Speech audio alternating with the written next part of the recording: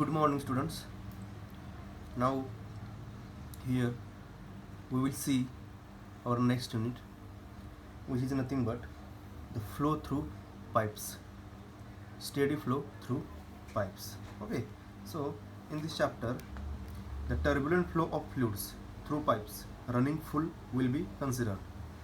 Now, we have already studied about if the pipes are partially full, as in case of the severe lines, the pressure inside the pipe is same and equal to atmospheric pressure, then the flow of fluid in pipe is not under pressure. This case we will taken in this chapter of flow of water through open channel. Here we will consider flow of fluids through pipes under pressure. Okay, so in previous unit we have studied about laminar flow and turbulent flow. What is the difference between laminar flow and turbulent flow? If the Reynolds number is less than 2000, then we will consider it as a laminar flow, but if it is greater than 4000, then we will consider it as a turbulent flow. So see, this is laminar flow and this is turbulent flow. Here fluid particles are moving in a parallel and in a smooth way, but here the fluid particles will cross each other and they will move in a zigzag manner. So basically this is the difference between the laminar flow and turbulent flow. In laminar flow, the fluid particles will move in a parallel paths along a streamline, but in turbulent flow the fluid particles will cross to each other or will move in a zigzag manner, and we will distinguish the laminar and turbulent flow based on the Reynolds number.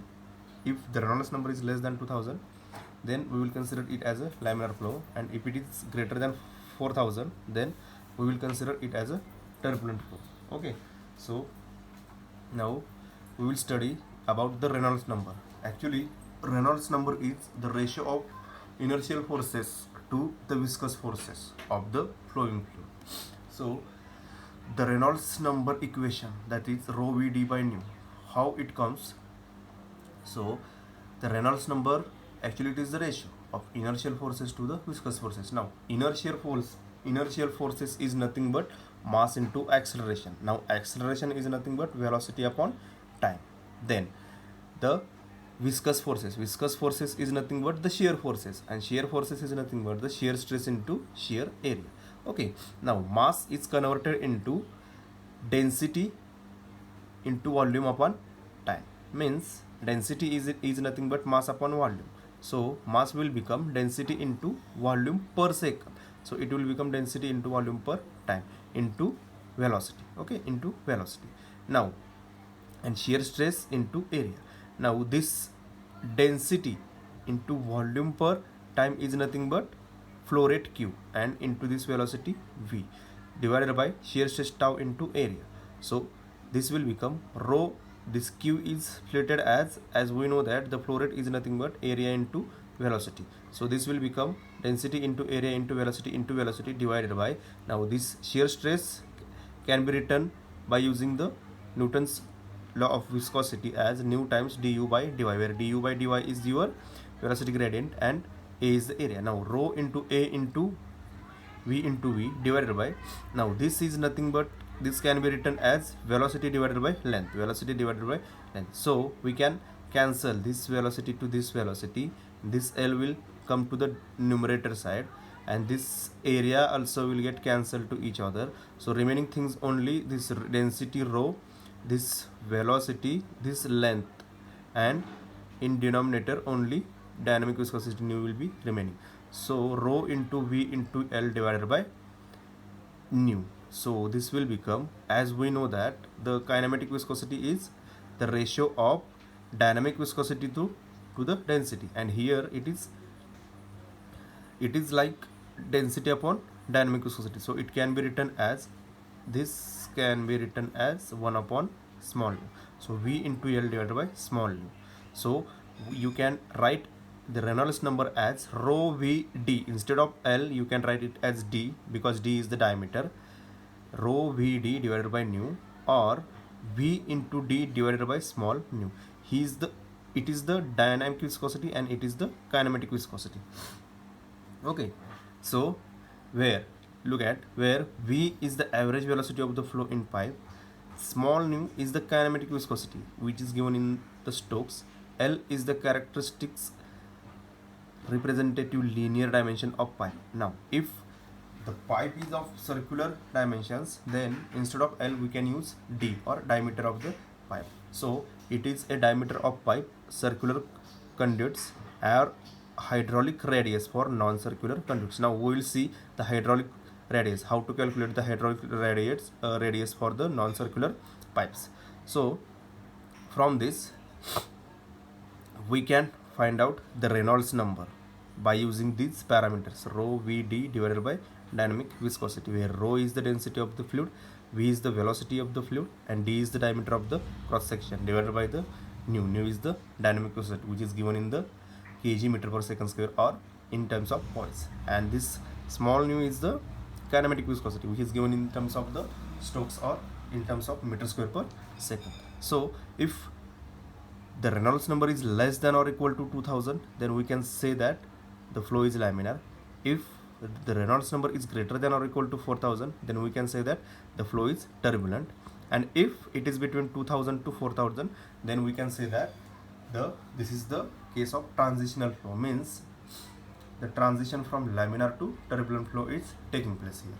Okay, now next is we will see for non-circular sections. Actually, if the section is circular, then we can use the diameter at its parameter, but if the section is non-circular, then we have to use the hydraulic radius, or we have to find out the hydraulic radius for that section. Now how to find out the hydraulic radius we will see in the next slide.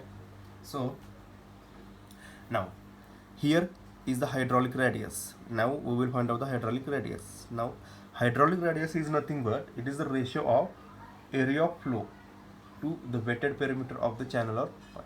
So it is nothing but the area divided by wetted perimeter. So A divided by B. Now we will see for circular pipe. For circular pipe,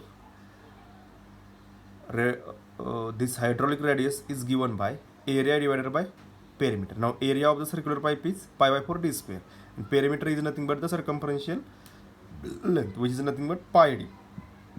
So this will become d by 4.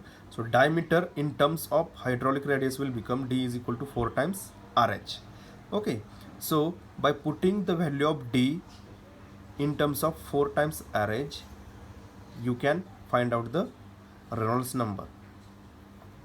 Okay, so similarly we can see for rectangular section. Here for rectangular section, for this rectangular section, the area, it is the ratio of area of flow. Now this is the area of flow. What is this? B times D. So B into D is the area, and perimeter is what? This length, B into 2 times B plus 2 times D.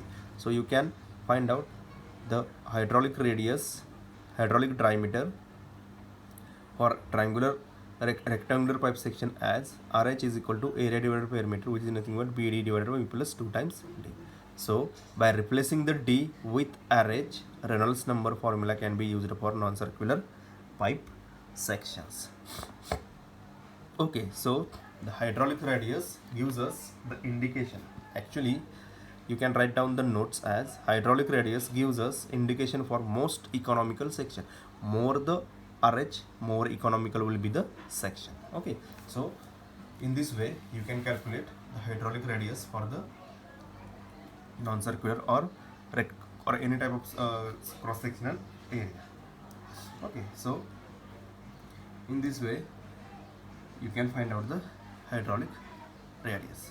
Now we will move to our main topic, that is head loss in the pipes. Okay, now when a fluid is flowing through a pipe, the fluid experiences some resistance, due to which some of the energy of the fluid is lost. Actually, due to some resistance, some of the energy will lost during the flow of the fluid, and this loss of energy, it is classified as the major energy losses and minor energy losses.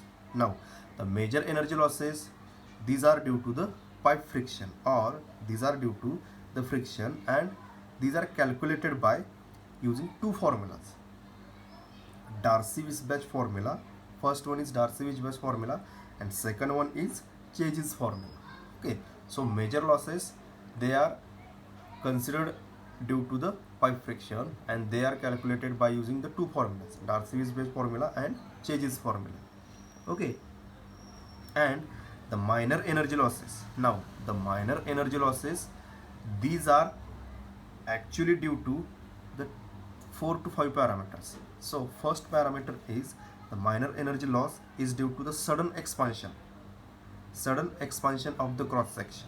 Second one is due to sudden contraction of the pipe section.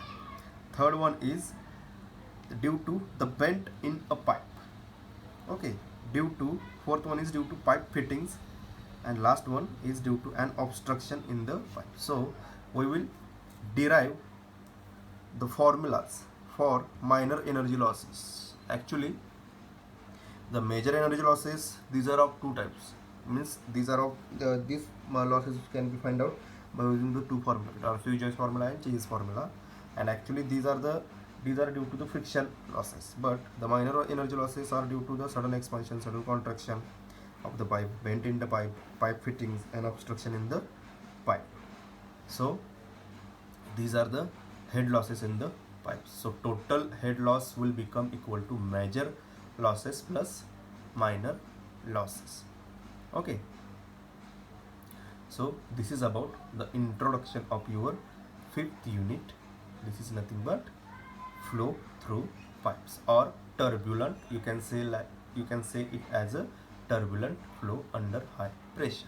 Okay, so thank you. We will see in detail the major losses and minor losses in next lecture.